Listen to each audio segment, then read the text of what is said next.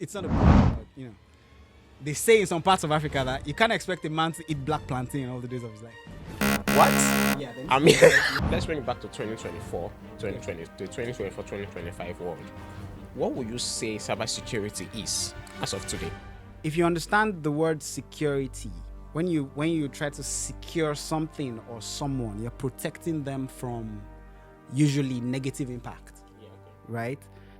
The number of people carrying out these malicious acts, it's rising exponentially. The number of people training to protect us from these people isn't rising as fast. You know the difference between murder and manslaughter? Even if you're not going to practice, just being cyber aware. Some people find flash drives and I wonder what's on this, and they plug it into, in this day and age, certain things should be common sense. You will not believe how many extremely destructive tools are online for free. Hi everyone, and welcome to the Tech Culture Show. I mean, Coach Ata. It's been a while. We haven't done an episode of the Tech Culture Show. For us listening to us on Apple Podcasts and Spotify, it's been a while. We've not uploaded an episode here, and of course, this is the first time we're bringing the Tech Culture Show to YouTube. We're doing a video of it. We've done a lot of episodes. First of all, on Apple Podcasts and Spotify, but we decided that, let's take it to the next level. Let's make it video, and it will make sense for you to start seeing the people I've been talking to. We've been getting from positive feedback from since we started the audio podcast in last year, and now brand new to YouTube is the Tech Culture Show. And my first guest right here, and is somebody that I love so much. He's an amazing guy, and you're gonna get to see him in a second. But first, let me just do a bad job of introducing him. His name is Bolade. That's the end of it. That's the last. I don't know. That's the only name I know. But he's an all-round IT person. But he majors in cybersecurity, and that's what we're going to be talking about today on the show. We're going to be talking about all things cybersecurity. Thank you so much for being on the show today. Thank you very much for having me, Coach. So first of all, you said something. We had a discussion a while back, and you said you are a typical or your boy. You're a typical or your boy. I'm a proud or your boy. Yes. Okay. Yes. And then you said your best meal is gbegiri and amala, ewedu and ogufe. Some ogufe on top. So now the thing is, we have people watching us from the US, from South Africa, from Canada. Can you explain what ogufe is? Because I don't know what ogufe is. So, first off, thank you for having me on the show. Hey guys, my name is Bolade Odeni, and like he already pointed out, I'm a very proud Oyo man. Now, what are we known for? One of the many things we're known for is our cuisine. And if you've never tried what we call abula, that's the combination of amala, a vegetable called ewedu. Amala is made from yam flour, by the way. Then the green vegetable ewedu, and then there's begiri. It's a combination of all of those. And then ogufe is a specially prepared goat meat in red pepper stew. So yes, yeah. So, okay, red pepper stew. I really do not, fancy stew. I mean, I'm not a stew eater at all. So I try to avoid stew in all my meals. So guys, I really want you, if you are not a fan of pepper, please do not try any Yoruba stew in your life. Come on. You are going to die before you are born. Come on. That's the primary flavor that every Yoruba angel, not demon, by the way. I mean, we don't play with our pepper. We shamelessly eat our pepper. Man. Regardless of what any doctor anywhere says. Honestly speaking, I try to avoid the Yoruba pepper stew as much as possible because, man, if I try it there, I will go and buy yogurt and be drinking yogurt. I have to go and drink like 3, 4 bottles of yogurt to douse it down a bit. But I want to go straight right into this conversation by asking, you see, you got your first certification as far back as 2009. Yeah, after 2009, I was just leaving secondary school. And I was still struggling to write jam. That means that you are not as young as you think you are. I'm neither as old as you think I am. Let me put it like this. Let me put it like this. I'm from that generation that's too young to be described as old and too old to be described as young. Okay. So I'm in my 30s. All right. And I had a very early start. So the very first time I took a computer apart, this was like maybe year 2000, 2001. This was, I remember this was right after the Millennium Bug scare, where people had all these funny theories, like they thought, oh, year 2000, all the computers would just, they just stop, everything would go back to zero. People had all manner kinds of theories. And I was not, I would say I wasn't old enough to really wrap my head around all of the conversations around that, yeah? But I just knew something, like pretty much every other little boy that I knew. I liked to fiddle with things to try to figure out how they work. And so the PC wasn't an exception. Now, ordinarily, I would have been too afraid to take it apart because, it was expensive. It wasn't something every other household had, But then I had a friend who, we attended the same church, and his dad had gotten a PC just a few months prior. So he and a neighbor of his used to swap parts, this was back in the day when we used diskettes. The Gen Z people may not understand what I'm talking about. Yeah, we had floppy diskettes. The floppy disk. So we're swapping games and stuff. This was back in the day when. Okay, let me not even talk about RAM and storage space because you're going to burst out laughing. It will not be funny. So what boosted my confidence? He and that one guy I knew and a bunch of other people that I never actually met, they had already started, taking their computers apart, swapping parts, doing this and that with their computers at home. So I learned from their mistakes. They walked so I could run. Oh, wow. Yes. So it wasn't like I just took a screwdriver to the tower casing and started poking metals at what was inside. Before I ever took the casing apart, I knew what a hard disk looked like. I knew what, a bunch of other internals looked like. Yes. I had actually seen someone swap their RAM cards. It was this same guy, my very good friend at the time. His name was Wale. So it's not like I just jumped out into the wild and I just became a prodigy. No. It's none of that. It was an enabling environment, so to speak. So because of how early I got my start, long before I even got into the university, I already knew I wanted to get serious with tech and maybe start as early as possible with some certifications. Yeah. So you did your first my CCNA was in 2009. I was still trying to figure out what I wanted to do with my life in the university. Okay. Right? Because initially I wanted to be a pediatric neurosurgeon. Sorry to cut you there. Yeah, it wasn't. So when I was growing up, Dr. Benjamin Carson was all the rave, separating Siamese twins was a thing then, it wasn't like another. Well, every surgery is somewhat risky, but back in the day it was almost unheard of until Ben Carson did it. And then so as I was growing into a contributing member of society, if I can put it like that, I came across some of the books he wrote. I heard about him. And I always knew I wanted to do something medical that would involve cutting people open. Yeah, I'd always thought I wanted to be a surgeon. So reading about him, I just went, yep, that's what I want to do. I want to follow in his footsteps.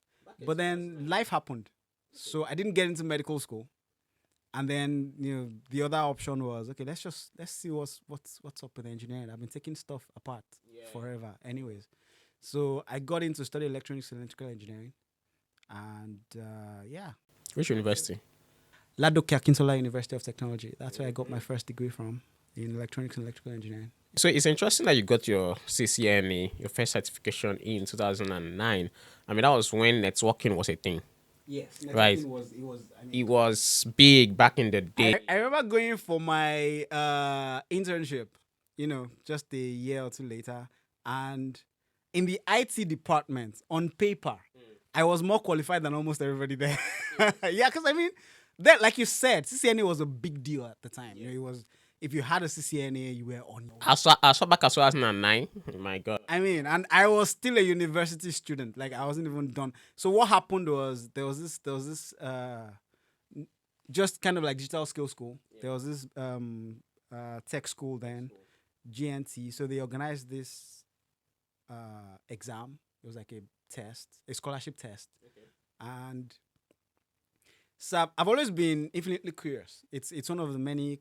I won't call it a curse, but then every blessing has its attendant curse. I don't want to jump into that, but I always want to know the next thing, right? So I'd been playing around with some practice tests just a few weeks earlier. I wasn't even preparing for the thingy. I didn't see the poster on the notice board until like 2 days To the exam. I'm like, I mean, why not if not? So I went and sat for it, and lucky for me, some of the tests I had tried just a few days prior, that was exactly what came out in the exam. So I smashed the test to bits. Like, I had a perfect score. So I got 100% scholarship to study any course of my choice. So that's how the CCNA thing happened, actually. That's how the CCNA thing happened. So, yeah, I've always been that person, very. Now let's bring Very it back curious about to things. Yeah. let's bring it back to 2024, 2020, the 2024, 2025 world. What would you say cybersecurity is as of today? Okay, I could just bang out the definitions you'll find on Google or in textbooks, and that would be, as the term security implies, that's you trying to protect yourself from like cyber attacks, right? But then I think we should water it down for the audience, because I understand our target audience are people who are looking to get in, and yes, so if you understand the word security, when you try to secure something or someone, you're protecting them from usually negative impact, right? So in the world of computers, there are people we call malicious actors. That's one of the phrases you come across. Now, you know what it is for someone to be malicious? That's someone who has negative intent.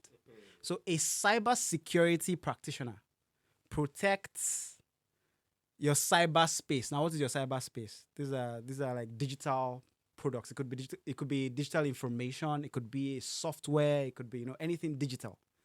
So that term cyber covers all things digital. So we're talking information. We're talking your apps, your all of your valuables in cyberspace. A cybersecurity practitioner is the security man, is the bodyguard, so to speak. Yes, yeah, exactly. So cybersecurity is basically the field where these people operate. So, and why is that important today? Why is it a big deal? Because everybody is talking about cybersecurity as of today. Why is it a big deal? I mean, can you get anything done in this day and age without the internet? It's basically like oxygen at this point.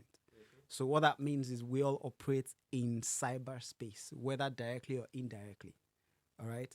And like I already mentioned, there are malicious actors out there looking to steal your information, looking to relieve you of your hard-earned money. Because I mean, we bank online. Everything's digital now.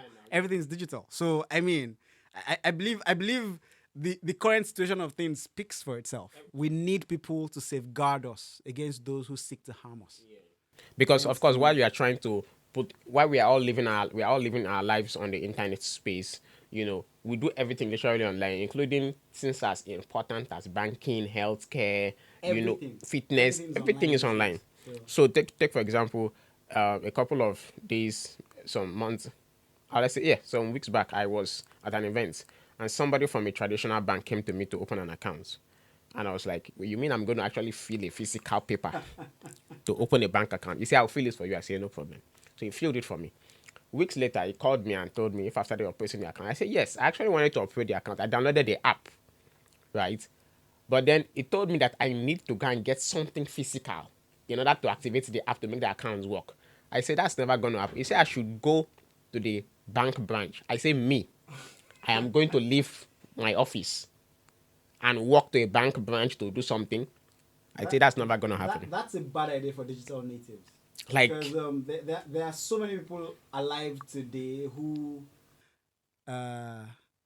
there are some derogatory terms that I used to describe them, but I think I prefer to go with digital natives.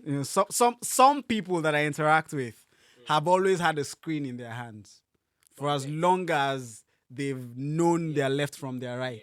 Okay, so as long as that's how we even communicate, like we have all these social media platforms, and it's making us less social as humans. That's how pervasive this thing is. It's basically interwoven with our general lifestyle. Yes. Like we wake up, the first thing we want to do is communicate with somebody online. So the last thing you want to be is exposed to people who seek to do damage, to take advantage. Hence the need for cybersecurity. So what that means is that there are people that are specifically, equipped to act as these online security people. Yes, that's exactly what it means. So first of all, I want to know the state of cybersecurity in the world as of today. What is the state of cybersecurity in the world? And then coupled with that, let me also ask, are there enough people? Do we need more people? Let me start with the third question. Do we need more people? Yes.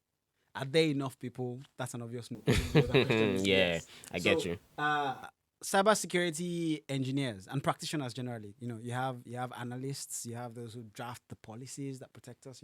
There's so many aspects of cybersecurity, and these guys are like the medical doctors of all things tech, because anywhere you go in the world, there's a shortage of medical personnel, right? And this is actually one of the reasons that people will advise you to get into cybersecurity. It's one of the reasons it's lucrative. Very few people have the necessary skill set to do what needs to be done, right? So with the current explosion of AI, right? I don't want us to go too deep into it, but like with all of the possibilities that are staring us in the face, and this is just the beginning. We don't even really, like, a lot of people can't even wrap their heads around what's coming in another 2, 3, 5, maybe 10 years, right? That just opens a whole other can of worms, because now you can train artificial intelligence to do your bidding. That can be good or bad anyway. Oh, it both extremes. It's good and bad, depending on how you look at it. So, as of this moment, where AI is still mostly in its infancy, there's a shortage of hands. So imagine what happens when you have tools that are capable beyond our wildest imagination in the hands of people who seek to do malicious deeds. It's crazy. So coming back to what you were saying about the state of cybersecurity, there are several ways to answer that question, but I'm just going to say overall the outlook is not it's not not looking good. Nah, it's pretty grim. It's pretty grim because not only do we not have enough hands, there's a shortage of technical know-how. Even those who are in are just like any other field of endeavor. You have the beginners, you have those that are like intermediate level, and then because of how rapidly technology advances and evolves, you can't really say someone's an expert if whatever they know today may not be relevant in 2 days, 2 weeks, 3 months, 2 years. So that's one of the characteristic features of anyone who's in this field. They're constantly learning, unlearning, relearning, because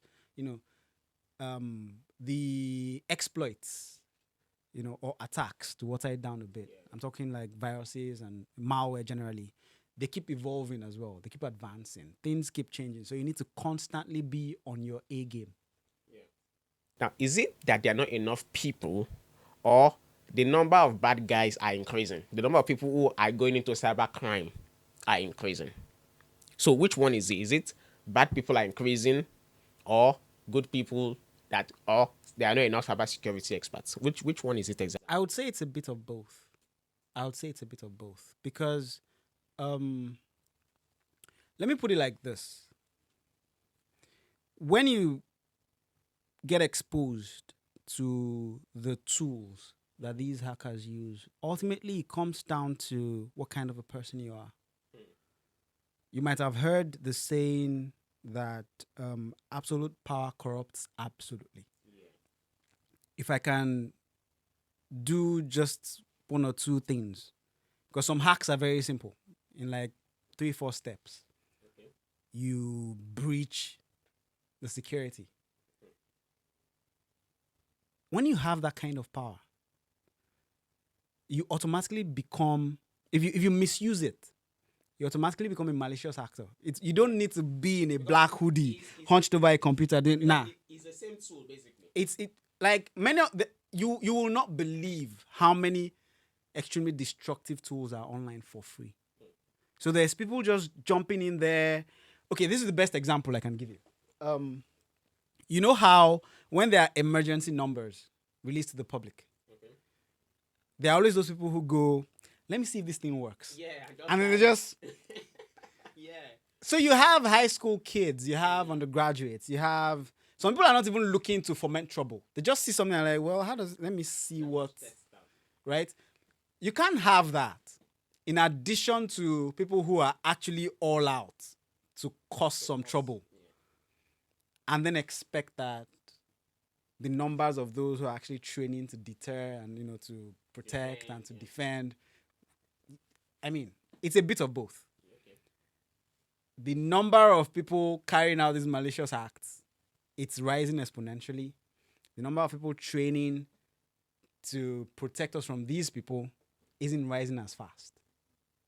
So there's always going to be a deficit of the good guys. And some people they'll be bad guys without necessarily meaning to. You know the difference between murder and manslaughter? Accidentally. That's what I mean. Very silly, comparison. I But get you you. what I I'm trying get to you. I say. get you perfectly. Yes. Yeah. So I think it's a bit of both. There's a shortage of the required hands, the technical know-how, and then we have so many people out there who are. And again, let me quickly chip this in. There's a very common saying in the security world.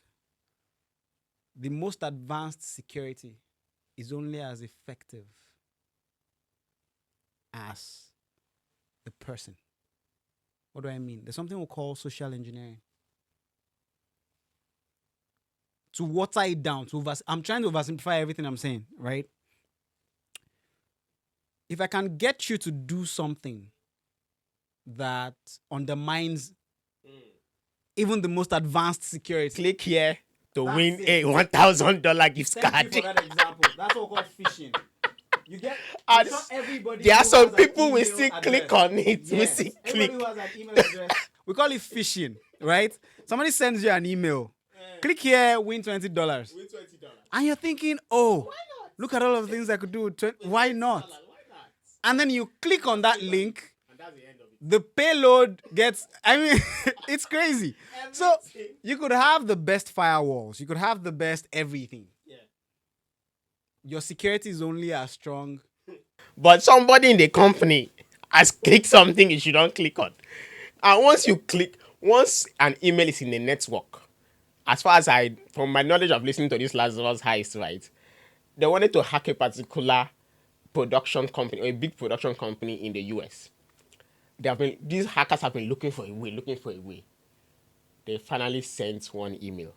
And the email looked like another production company is trying to collaborate with them for a film production. Now, we have this film idea we want to discuss with your CEO. Can you give us an appointment? Can you click this link to choose which day of the week? And the person clicked the link. That was it. And that was it. Sometimes- the malware entered their system. Sometimes it's that simple. It's just... So, Oh, God. there's enough blame to go around. You could say, well, yeah, IT department should have trained Dora in accounting better. Yeah. She shouldn't have made that mistake. People forget things. Yeah. If you catch my drift. Not everybody is as smart, and I don't say this to attack anyone personally. Not everybody is as diligent with what they learn. So you could have trainings running every other fortnight. throughout the entire year. Force of habit. Some people just like to click. Click on things. They see an interesting looking email, And they're like, why not? you know. Let me see what it's all about. I mean, and then so I said something about social engineering. Yeah. There have been hacks that all that was necessary was empathy. Yeah, to not feel sorry. You could pretend to be a pregnant woman, just put some things under your clothes. Yeah. Please, I need to get into my office. And somebody goes, oh, it's a pregnant woman. I want to help. Let me help you. That's it. So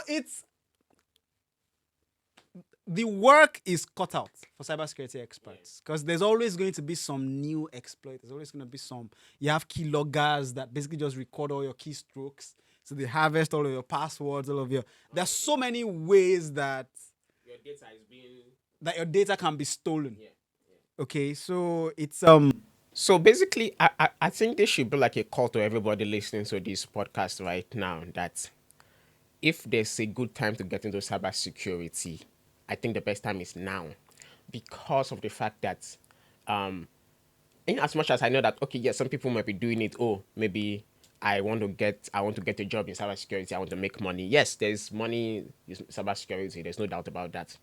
But I think you should take it upon yourself as a responsibility. It's just like when people say they want to enroll in the military, right? To say, okay, I want to defend my country. Becoming a cybersecurity professional is like saying you want to help defend the public against cyber attacks. That's just so it's a call to action. It's not just a call to make money, right? That should be secondary. It should be a call to action that's okay. What kind of world do I want my children to live in? Do I want my neighbors to live in? Do I want to wake up one day and discover that hackers have hacked my computer, has hacked my wife, has hacked my children, and they are using my own phone camera to watch me in my house? you know, so that's a call to everybody watching out there. And I think actually, I would like you to also buttress the point I'm trying to make here in trying to call on people. What are some of the benefits of becoming a cybersecurity professional? Maybe that could inspire some people to want to join in this particular field. Yeah, you already mentioned the altruistic aspect of it. Okay. I was raised in a Christian home and I still hold on to my Christian values. Yeah. And one of that like if you take a look at what the Bible teaches, one of the lessons that it's very loud about is you should be your brother's keeper. Perfect. Okay. Even what is popularly known as the golden rule, right? Do unto others as you would have them do unto you. Okay. So I would say for me, things kind of just took a natural turn, right? If I started out tinkering with stuff, fell in love with networking, became a network engineer, which that I'm not saying that's the only way to get into the industry, but so in networking, what we're basically doing is we're sending information via discrete units we call packets. So the cybersecurity engineer, when you're securing a network, if you're the network security engineer, for example, that's one role that can transition straight into maybe white hat hacking. We should actually define those terms. There's white hat, there's black hat, there's gray hat. Okay, so the white hats, those are the cybersecurity personnel that are dedicated to protecting the network, protecting you from harm by way of like your softwares, your whatnot. The black hats are the malicious actors who are looking to steal your information, who are looking to corrupt systems, who are looking to make a political statement by attacking governments, and these are examples of the things black hats do. Okay, and then the gray hats. So I like to describe gray hats as hobbyists, so that newbies will get what I'm saying. They're not trying to make money from it; they're just trying to catch. Sometimes you just discover that something's off. And then you go, well, if I try this, what happens? If I do this, what happens? And then when you discover the faults, the weaknesses, the vulnerabilities, you then escalate to the necessary authority. Okay, to do something about it. Yes. So I think everybody should be able to get that. I'm trying to not speak with technical terms that will just get everybody lost. So yes, that's it's a broad categorization of people in cybersecurity. Okay. So you have the white hats who are the good guys. basically. The black hats, who are the bad guys. The gray hats, who, it could just be research, it could be idle curiosity, it could be they discover So be stuff a and then white they hat. escalate. Think about it. Imagine what would happen if there's an attack on an AI system that could do serious damage. Just let your imagination run wild. That's not too technical, is it? I believe everybody can relate to what I just said. Okay, so the reason we would push for more hands to get on board, the reason we would ask that people who are interested in securing the future should focus their attention to cybersecurity, it's for the benefit of us all. Yes. So yeah, there's that. But then of course, you know how when you chase value, everything else chases you. Absolutely. I'm not gonna sit here and act like a hypocrite and pretend I don't know that a lot of people are looking for jobs because they want to get by. Cybersecurity is lucrative. It's of course there are entry level jobs. There you need to pay your dues, right? You go up the totem pole, but even at the most basic levels, you will definitely earn a living wage, which I understand is a motivation for some people. It shouldn't be the primary one because then that means you have a price. But there's that as well. There's also the part where even if you're not going to practice, just being cyber aware, right? Just, knowing the right things to do. Like we're talking about phishing scams the other time. If you know that you shouldn't just randomly click links and just randomly download stuff. To set your good password. Some people find flash drives and I wonder what's on this, and they plug it into, just knowing in this day and age, certain things should be common sense. But you can't really blame people when there isn't enough information circulating out there, when they're not very enlightened and they're just infinitely curious. Like I said, I've always been ever since I was a kid, and they're just, you're just plugging in things and clicking to see what happens. And I guess I have one more question, which is on the lighter mode anyway. It's not this one is not a cybersecurity question, even though I know that I would have loved us to talk about most stuff like SOC, things like that, or more specific fields in ICT. But I want to ask you about your love for, we are friends, right? So this is not. I'm not just bringing you here to say, okay, you're a stranger. I'm not just bringing you here to say. So now there's a particular film he has been watching, of which I don't like. I'm just going to tell you guys. And I want to tell him to explain to me why he loves that film so much. Dark Matter. He's been talking about Dark Matter non-stop. I really, guys, please, maybe you need to comment down below. Listen, you guys need to, maybe you can educate me. Yes, educate why us. that film? Go find it. Like Dark Matter. It's one of the. I wouldn't go as far as saying it's the best sci-fi series I've ever found. You cannot even say that on this podcast. It's my podcast. It's good. No, it's pretty good. How do you pronounce that guy's name? Schrodinger. Schrodinger. Yeah, Schrodinger's cat or something like that. It basically takes that concept and then bakes it into a plot. Which is like you will not know if a cat is dead or alive if you don't open the box, something like that. So I'm gonna give you. It's not very much a spoiler. Go check it out. But basically, please spoil it because I'm not gonna watch it anyway. Here's the plot, right? This dude, very brilliant physicist, he finds a way to build that box. Something similar to where the cat is supposed to be in the box. Yeah. Some poison, right? So at any point in time, the cat is dead and alive. Right? It's basically it's a 50-50 chance. Okay, let's not lose. Go ahead. No. Go ahead. Go ahead. But like really, if sci-fi is your thing, check it out and tell us in the comments below if you're Team Bolade or your Team Coach. Because like it's a really wonderful show. I mean, if I'm gonna do sci-fi, peeps, my favorite sci-fi film is Interstellar.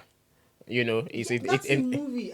We're not saying it's terrible, right? Christopher Nolan did a good job. But then again, I mean, it's like they say. This is very funny. It's not a proverb, but they say in some parts of Africa that you can't expect a man to eat black plantain all the days of his life. What? Yeah, then I mean, interpret that as you like. where did you get that I'm from? not explaining further. Are you kidding? You know, like, I mean, yes, there's Interstellar, but we're not just gonna stop there. There's loads of other stuff that you could check out. And I remember I used to really like Fringe back in the day. The first 3 seasons were the bomb. You should go check it out. I loved it. So if you're a sci-fi person, I don't see how that it may not be the best you've seen, but I promise you it's worth it's worth it. So tell us in the comments. I know we're talking about cybersecurity, but tell us in the comments. Interstellar or Dark Matter? Which one? Which one have you watched, or which one do you prefer? If you've watched both, which one do you prefer? Tell us in the comment below. I guess it's all we have time for in this particular episode of the Tech Culture Show. Of course, we would love to have Bolade come on board to tell us more about cybersecurity in subsequent episode. But I would like you guys, if you are watching us on YouTube, please subscribe to this channel and hit the bell icon to get notified, because I'm going to be talking to professionals like this in subsequent episode. So if you want to know about tech, if you want to know more about the tech industry, how to run a tech business, how to start a tech career, this is the channel to be, because I know I took a break on this channel for some time, but I'm back and I'm not going to stop. And I am your host, Coach Atta, and I'm going to see you on the very next episode of the Tech Culture Show. So thank you so much for coming on the show, Bolade. I really appreciate your time. I know cybersecurity people are very busy apparently, and it took the time to come out. Thank you so much for having me. You're not exaggerating. Like I said, we don't have enough hands, so there's always a lot to do. Plus, I actually have a day job outside of other things that I do in tech. So yes, thank you very much for having me. I've had a blast. Just, sitting down and talking about this, particularly in a non-techie way, so that regular people can just get it. I believe I didn't throw too many technical terms around, jargons. So thank you for having me. I had absolute fun. I actually enjoyed myself. Mr. Bolade is a very, very interesting person that we can talk about different topics. If I want to bring him talk about politics, he can talk about politics. It's very interesting. It's one of those guys that when you have him around, you cannot be bored. You cannot be bored. It's very, very interesting. Do you know that I met him one of the first? I met him in a poetry, something relating to poetry. And I was like, what is this guy? It was Abba Awards. Abba, something like that. It was an Abba award. Podcasters and voice. I was like, cybersecurity person. What is he doing in a podcast poetry? No black plantains. No black plantains. No black. What does that even mean? Okay, God. So, do we have time to tell them just a little bit about Of what my black artsy- plantain means? My artsy. My I'm curious to know what black plantain means. Okay, so here's the thing. I started reading at a very tender age. Okay. By the time I was 7, I had read more novels than a lot of people I know have read in their entire lifetimes. And by the time I was 10, I was like the black sheep of the family, because I was stealing my dad's James Hadfield novels to go read in the dark. And my mom would catch me a couple of times. And so I spent a lot of time just playing around with, literary works. I remember when I got my copy of the complete works of Shakespeare while I was in engineering school studying for my first degree. And like my friends actually sat down. There was an intervention. They were like, "Guy, you can talk to us. What's going on? We are struggling to understand engineering maths. What are you doing with the complete With Shakespeare? What are you doing with Shakespeare? Right? Have you finished doing? I've always kind of dabbled. One leg in tech, one leg in the arts. Okay, so a couple of years back, this was 2014, if I'm not mistaken, we had the Magic of the Musicals in Lagos. I was the librettist on that production. And I started writing for TV and radio. And guys, guess what? This guy went to film school twice. Twice. Like, who goes to film school twice? Okay, wait, hold on. The quintessential tech bro, arguably, is Steve Jobs, right? Okay. When he got kicked out of Apple, what was he in Asia doing? He was learning calligraphy. Yes, how to write fonts and all those. So I'm not, it's not. This is not completely out of the box. Everything. I said we're going to start securing Netflix. Everything. You want to go? Netflix, yes. You want to go start securing Netflix? I mean, it helps when you are well rounded out. When you're not just, Just one-sided person. just a one-track minded You are we had a term for it when I was in university. We call those guys classroom champions. Yeah. They only. Everybody knows that one person who's very book smart. Yeah. They're stupid when it comes to everything else. There's no Yeah, they are no emotional street maturity. smarts. They are There's not. no street Mm, smarts. There's no nothing. I But get when you're talking about their line of work, that body of knowledge that they're familiar with, they're like walking, talking, breathing, thinking encyclopedias. So it's always a bad idea to be that guy. Okay. And okay, this reminds me of something that people say a lot. They say a jack of all trades Master. is a master of none. But that statement is not complete. A jack of all trades is a master of none, but always is better than a master of one. That's where we'll give it a close for today. Is jack of all trade, master of none, but always better than a master of one. So thank you so much, Bolade. Please high five. Thank you for having me. Let's leave it there. I will see you on the next episode of this podcast.